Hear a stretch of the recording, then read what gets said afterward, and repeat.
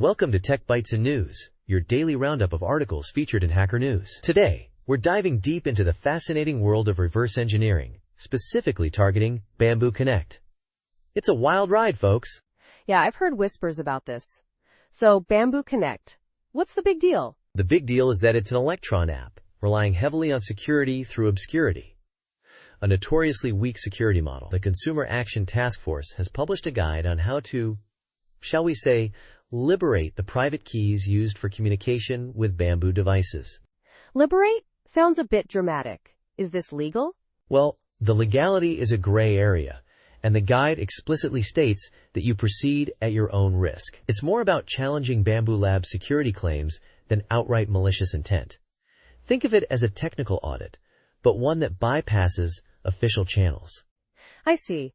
So how does this liberation actually work? Is it rocket science? Not quite rocket science, but it does involve some serious reverse engineering. The guide focuses on the macOS.dmg file, suggesting it's easier to work with than the Windows.exe. First, you extract the app files. Then you deal with a SARMer, a protection mechanism. The key is hidden within a Mako binary. A Mako binary? Sounds intense. What tools are involved? Ghidra is mentioned for analyzing the binary.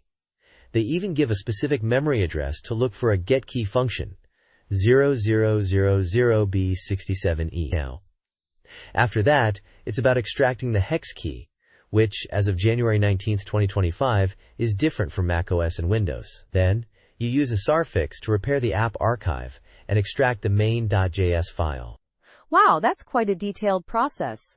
And what's in main.js? That's where things get really interesting. The main.js file contains the minified code, including the private key. The guide suggests using a JavaScript beautifier to make it readable. But even then, the private key and certificates are further obfuscated, requiring RC4 decryption and other steps. RC4? That's old school. So they're using multiple layers of obfuscation? Precisely.